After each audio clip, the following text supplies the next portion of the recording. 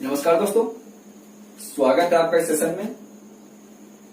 हम जुड़ेंगे आज सामान्य अध्ययन जनरल स्टडीज के एक टॉपिक, एक विषय आधुनिक भारत के इतिहास के साथ। तो आज हमारा सब्जेक्ट है आधुनिक भारत का इतिहास और टॉपिक होगा, आपके सामने लिखा हुआ है, यूरोपियों का भारत आगमन।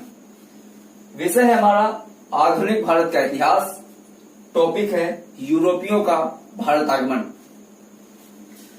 दोस्तों, यूपीएससी और स्टेट पीएससी स्पेशली बात करें हम तो यूपीपीसीएस की आपको हिस्ट्री, इतिहास, आधुनिक भारत का इतिहास प्रीलिम्स में भी पढ़ना है और मेंस में भी पढ़ना है।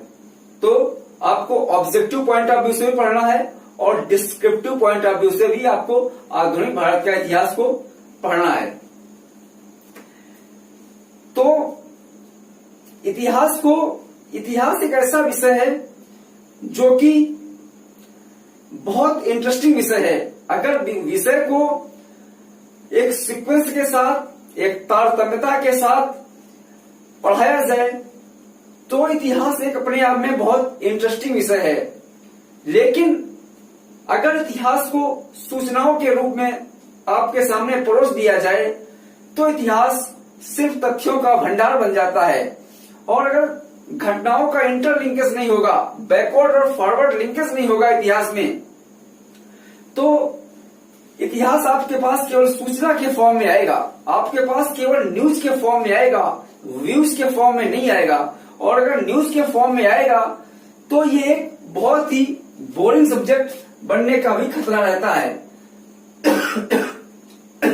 सॉरी, कई बार आप लोगों को कहते सुनेंगे कि इतिहास बहुत बोरिंग सब्जेक्ट है, बहुत रटना पड़ता है। नहीं जी, बहुत साइंटिफिक सब्जेक्ट है, बहुत इंटरेस्टिंग सब्जेक्ट है, बस आप इसको किस तरीके से लेते हैं। अगर आपको निरंतरता और नवीनता के साथ पढ़ते हैं, एक पिछली घटना का अगली घटना पे प्रभाव क्या है, एक काल से दूसरे काल में जो आप प्रवेश कर रहे हैं, क्या नवीनताएं हैं, क्या निरंतरताएं हैं, तो इतिहास एक बहुत रुचिकर सब्जेक्ट बनता है और बहुत सारे विषयों का ये एक पृष्ठभूमि बनता है, एक बेस बनता है। तो अभी हम बाद में डिटेल से बात करेंगे। अभी हम इसको देखते हैं कि आधुनिक भारत के इतिहास में यूरोपियों का भारत आगमन हमारा टॉपिक है। अभी हमारे पास इतना टाइम नहीं है कि हम विषय के बैकग्राउंड को बहुत डिटेल से समझा सकें।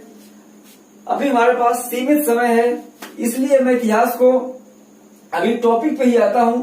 मैं फिर कभी बाद में डील करूंगा कि इतिहास एक कैसे इंटरेस्टिंग विषय बनाया जा सकता है, कितना इंटरेस्टिंग विषय इतिहास है, उस पर हम बाद में बात करेंगे। अभी हम बात करते हैं यूरोपियों का भारत आगमन।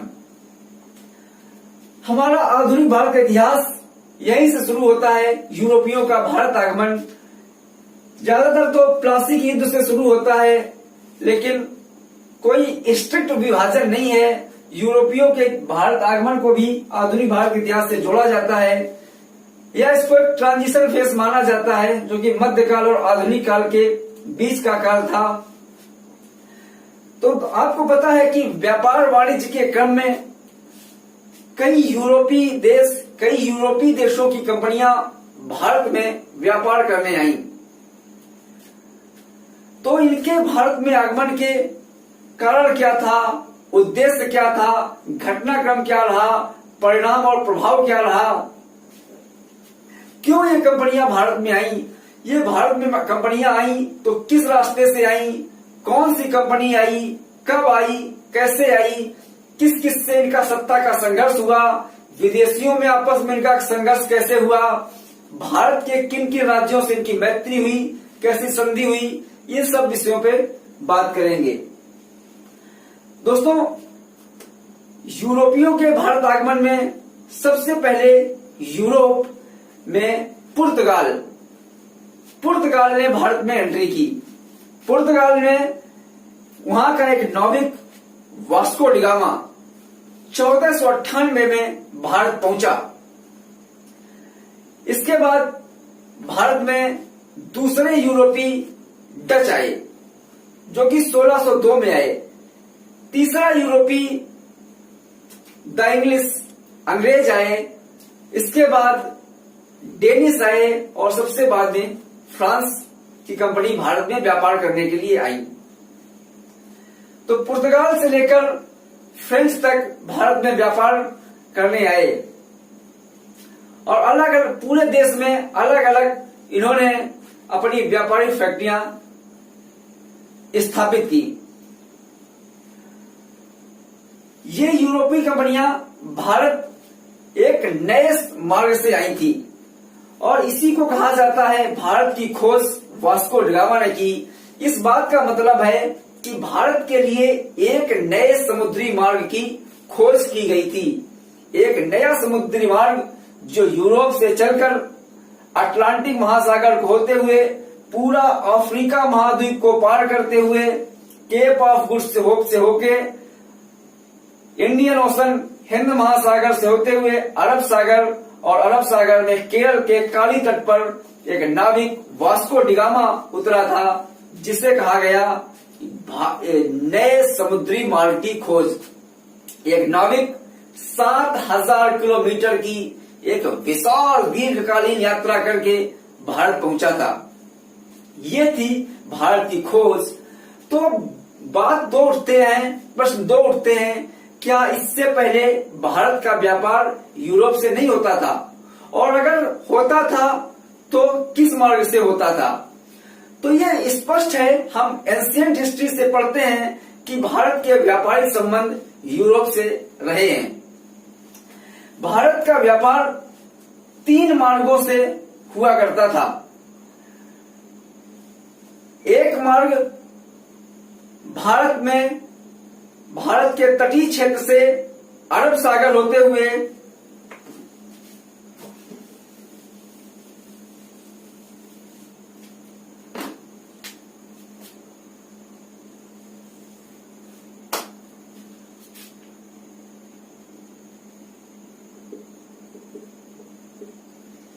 ये अरब सागर से होते हुए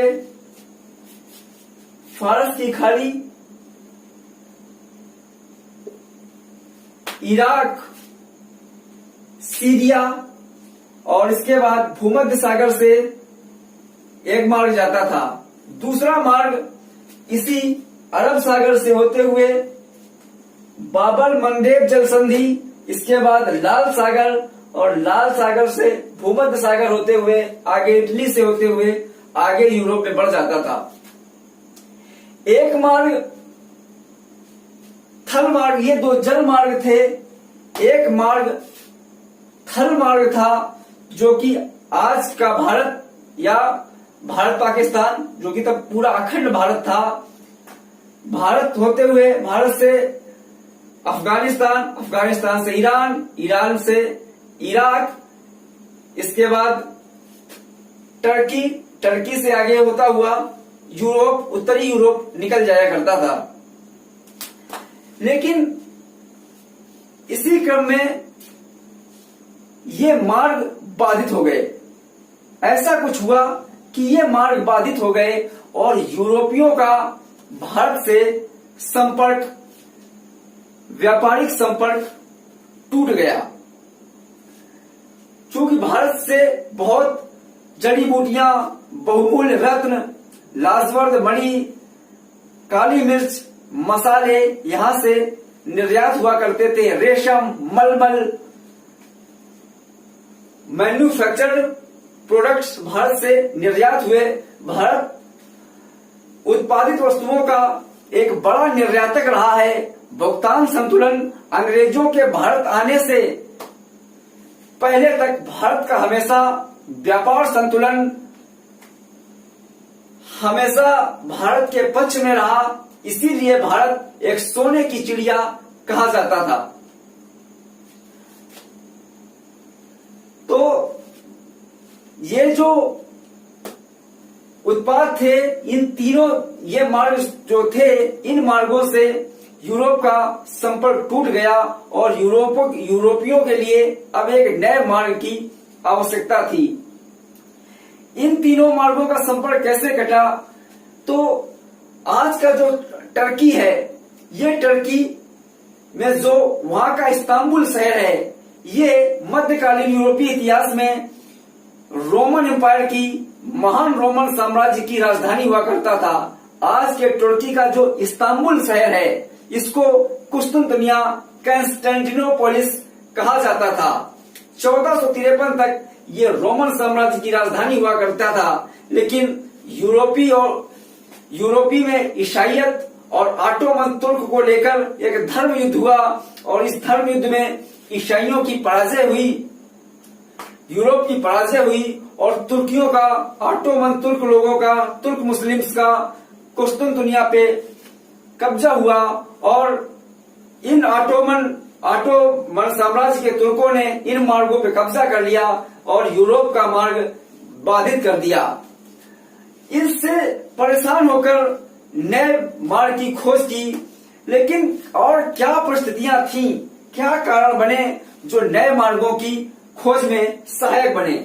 तो सबसे पहले बताते हैं 14वीं सदी में पुनर्जागरण काल।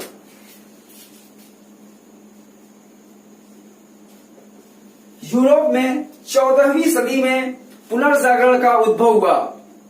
पुनर्जागरण मतलब रिनेसा आप विश्व इतिहास में पढ़ेंगे और इसका विश्व इतिहास का बहुत अच्छा रिलेशन है आधुनिक भारत के इतिहास के साथ। तो आप पुनर्जागरण का उद्भव पढ़ेंगे। पुनर्जागरण ने एक बहुत बल प्रदान किया नए समुद्री मार्गों को खोजने का। तो हम समझ लेते हैं कि पुनर्जागरण है क्या।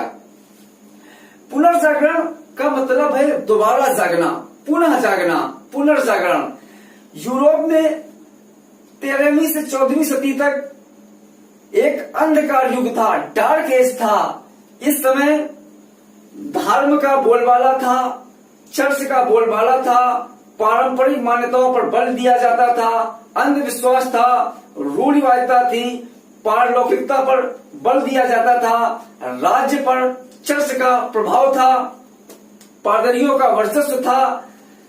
सब जो अवैज्ञानिक, अप्रगतिशील तत्व थे, इन तत्वों का बोलबाला था, जिससे विकास बाधित था।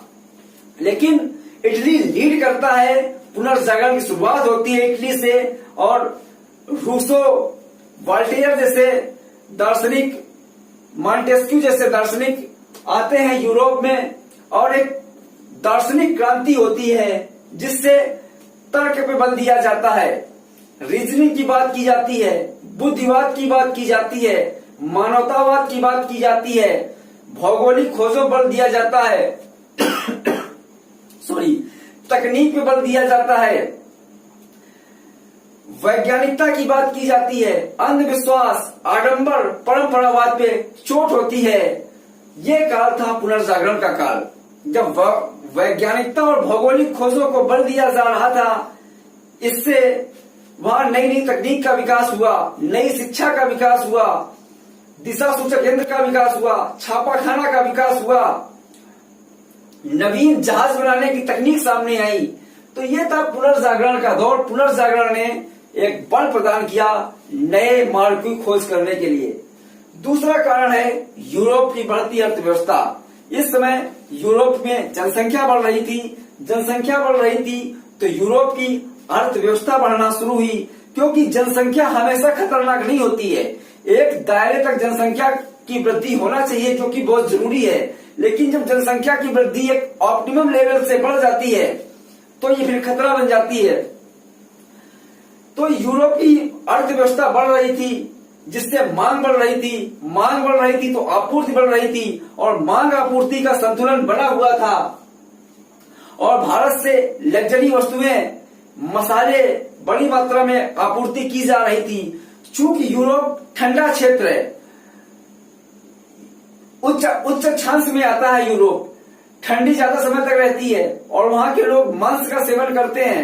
तो ये मांस के लिए लंबे समय तक रखने के लिए उन्हें मसाले की जरूरत होती है, और मसाले की आपूर्ति एशिया से, भारत से, east Asia, south east Asia से हुआ करती थी। लेकिन इन व्यापारिक मार्गों पे ऑटोमन तुर्कों का कब्जा हो जाने से मार्ग बाधित हो गए और अब वहां पर जो एक मसाले आवश्यक वस्तु थी, मसाले वहां नहीं पहुंच पा रहे थे। तो यूरोप की अर्थव्यवस्था भी एक कारण बनी, पुनर्जागरण भी एक कारण बना नए समुद्री मार्गों के खोज का। कुस्तुनतुनिया का पतन हो गया, हम बात कर ही चुके हैं। वेनिस और जिनेवा भूमध्य सागर में स्थित इटली के बहुत ही प्रगतिशील व्यापार वाणिज्य में बहुत प्रगतिशील नगर हुआ करते थे, लेकिन इनमें इतनी क्षमता नहीं थी, इतनी शक्ति नहीं थी कि ये ऑटोमन तुर्कों को हराकर दोबारा से पुराने मार्गों पर कब्जा करें। तो इन वेनिस और जिनेवा नगरों ने नए रास्ता के खोज के लिए दूसरे तत्वों को प्रेरित करना शुरू किया, उन्हें सहायता दी, जिससे नए समुद्री मार्गों की खोज का रास्ता प्रशस्त हुआ। धन के रूप में सहायता, तकनीक के रूप में सहायता प्रदान की वेनिस और जिनेवा ने। स्पेन और पुर्तगाल की भौगोलिक लोकेशन अच्छी थी, समुद्री मार्ग की खोज किया, इनके पास लोकेशन अच्छी थी और अनुभव भी था इनको समुद्री यात्राओं का। तो इनको स्पेन और पुर्तगाल को उत्तरी यूरोप में, नॉर्थ यूरोप ने धन और सहायता प्रदान की, धन और व्यक्तियों की मनी एंड मैन की असिस्टेंस प्रोवाइड की, और जेनोवा ने तकनीक का ट्रांसफर किया, तकनीक की सहायता प्रदान की, जहाज निर्माण तकनीक में इनका साथ दिया। और इस क्रम में ये सारे कारण सहायक बने नए यूरोपी भारत के लिए नए समुद्री मार्ग की खोज, यूरोपियों के लिए समुद्री मार्ग की खोज। और इसके बाद सबसे पहले पुर्तगाल, फिर डच, इंग्लिश, फिर डेनिश, फिर फ्रेंच की कंपनियां भारत में आई। 1498 में पुर्तगाल, 1602 में डच, 1608 में अंग्रेज, 1616 में डेनिश और 1664 में फ्रांस की कंपनी का गठन हुआ। 1668 में पहली फैक्ट्री स्थापित की। तो इस तरीके से ये सारे कारण रहे यूरोपियों के भारत आगमन के। तो फिर नए लेक्चर में मिलेंगे नए टॉपिक के साथ। फिलहाल इस डिस्कशन में इतना ही है। जुड़े रहिए आप हमारे साथ। Thank you very much.